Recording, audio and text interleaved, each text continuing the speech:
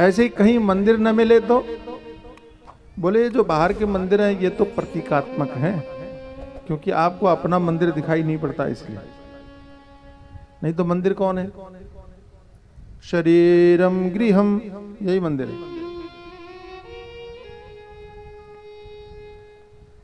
कैसे मंदिर है? जैसे अच्छा, अगर आप आसन लगा के बैठो, ऐसे सीधे होके बैठते हैं, कुर्सी वाले तो बेचारे नहीं बैठ पाएंगे, आप लोग बैठ सकते हैं। तो कभी ध्यान देना कि अगर आप आसन लगा करके ऐसे सीधे बैठे हुए हैं तो बिल्कुल आपका शरीर मंदिर से तो नहीं बोलते शव। कोई व्यक्ति जीवित हो उसको शव बोलते हो क्या? नहीं बोलते। और अगर कोई मर जाए तो शव भी बोलते हो, उसको छूना पसंद नहीं करते, छू लें तो नहाने जाना पड़े, है ना? अच्छा, विचित्र ही लोग हो, कोई मर जाए तो उसको छू करके भी नहाते हो, है? और मरे हुए जानवर को खा जाते हो। फिर तो तुम्हारा शरीर छूने लायक नहीं है अगर कोई ऐसे खाए तो, है कि नहीं? है?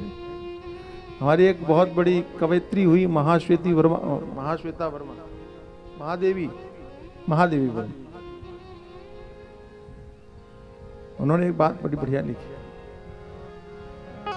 कि जो मांसाहार करते हैं उन्होंने अपने शरीर को शमशान घर बना रखा है। जैसे शमशान घर में लाशें जलाई जाती हैं, ऐसे ही आपने अपने शरीर में यहाँ जठराग्नि है। अहम वैश्वानरो भूत्वा प्राणिनाम देहमाश्रितः।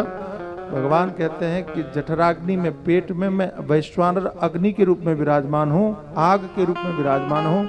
आप जो भी खाते हो उसमें हवन होता है, आहुति। कभी आप, अब यहाँ मार्च से यहाँ प्रवचन शुरू होगा तो सुनना, यहाँ महात्मा लोग जो सुनाने आएंगे वैश्वानरी विद्या के विषय में कभी सुनना।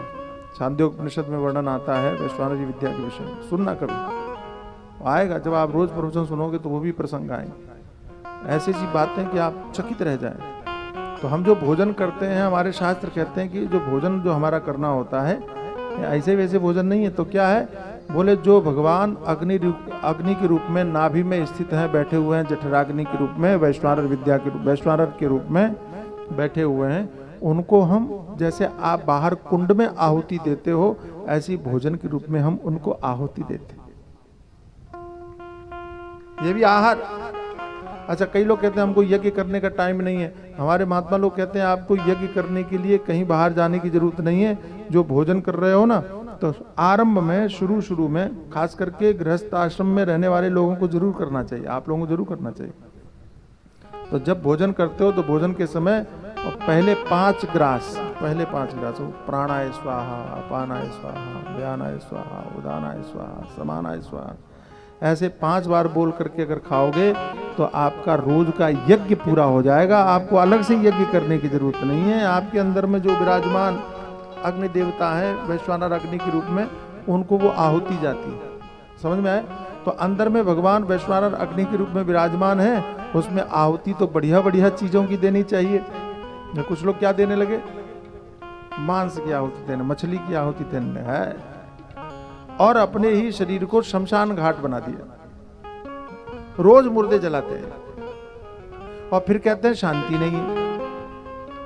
कैसे होगी? समझ में आया? तो भगवान कहाँ विराजमान है? यहाँ अंदर।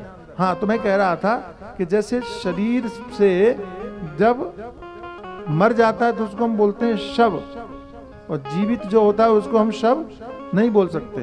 तो जीवित कोई व्यक्ति कब तक है? जब तक कि शरीर के अंदर में आत्मा है। आत्मा ही शिव है। उसी शिव के कारण ये शरीर भी पवित्र दिखाई पड़ता है। मतलब कहने का ये है